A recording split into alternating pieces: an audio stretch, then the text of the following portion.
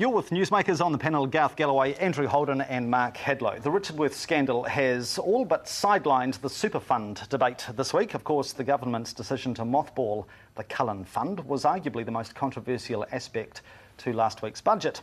Should National defer payments for 11 years, or is this a treacherous decision? Garth. I think they've got it exactly right. I don't think they had a choice at all, and they're in a difficult position. I don't think that the idea of paying it out to everybody, which we've heard from the well-known Auckland economist Tim Hazeldine, a former neighbour of mine and a very nice man, that every person, every householder should get $3,000. I don't agree with that at all. Standard & Poor's were holding a gun to the head of the government in terms of their ratings. I don't think they had any choice at all but to suspend it. Before I get to the wider pros and cons on that, Andrew, just from a purely political angle, the one thing I can't understand is why did Bill English actually stipulate that they would be walking away from this fund for 11 years? I can't see any need. Was there really any need for them to put a time frame on that? Or was that a political clanger? Or was it politically devious?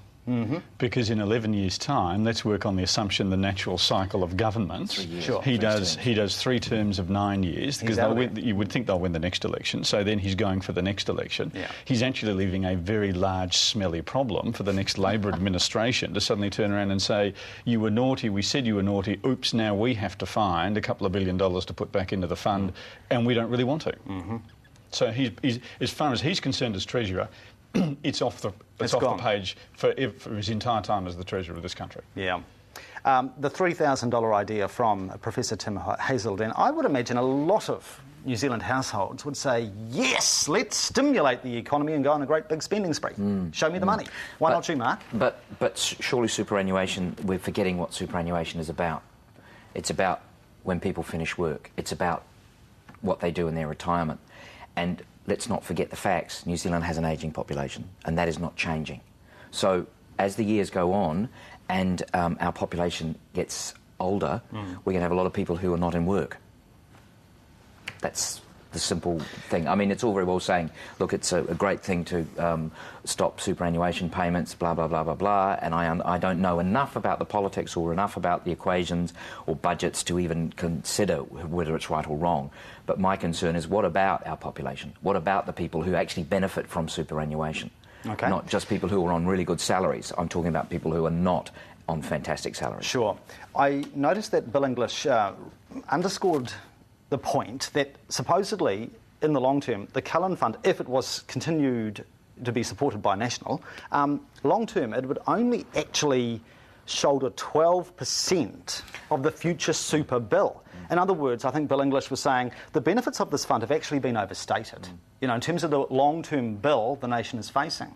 I think that's obviously right. I think that Mark makes a good point, though, that the message you send out if you get rid of the fund now and send it out all around the households, which everyone would be very happy about, is exactly the wrong message in terms of superannuation. What you say is you can dip into it because it doesn't suit us now. I think it just sends out completely the wrong message, and the message is we keep it here and we keep trying to save. And sure, we put it on hold for 11 years, but so be it. If you disperse it, isn't that what we're not supposed to do, dip into the old superannuation? Yeah, OK. We'll just have a quick look at educating boys. I know we could spend hours on this, but the widening gulf between boys and girls' achievement records is a big concern in New Zealand, and our gender performance disparity is the worst in the developed world, according to the latest OECD report.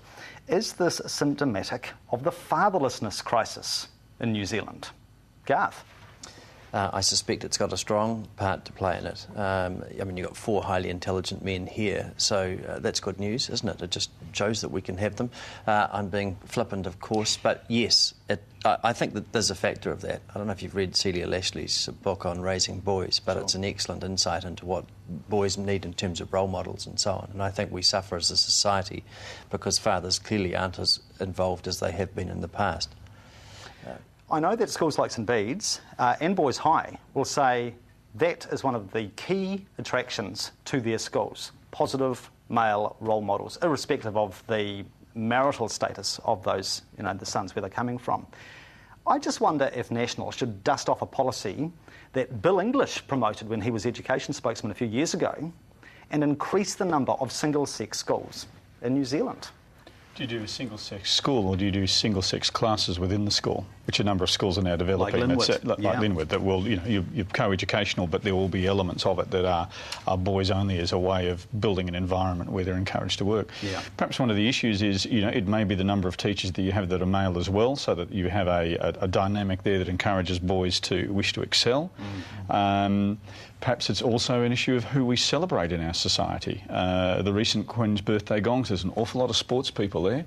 Why wouldn't you be a cricketer playing 2020 when you can make millions of dollars for doing something fairly trivial? What's the value of an education? Has our education system been emasculated by the rise of the NCEA? I mean, a lot of principals say that it has a gender bias in favour of girls. Well, girls develop quicker than boys, there's no doubt about that. And I mean, even getting into their 20s, girls can make far better decisions than young men can. I mean, I remember being a 20-year-old and I could not make the same decisions now as what my 32-year-old and my 30-year-old and my 12-year-old are making. They're amazing. And that's a boy and two girls. But I went to a single-sex school. I went to Christ College. Yep. And I assure you, from what I was taught and what I was being taught, if I hadn't gone to that school, I would not have achieved the academic, which wasn't great anyway, academic level that I reached. And I think it's all to do with the personality. I think if the teachers are... I actually think it's about teachers. I think if there's more money is put into teachers, and we have that ability for actually the career to be actually something that people are proud of, because it's really hard now, isn't it? You look at what we do with preschool teachers. I mean, it's a whole across the board. The teaching element, I think, has a lot to do with it. Well, very quick question. How do we encourage more men to be attracted to be teachers?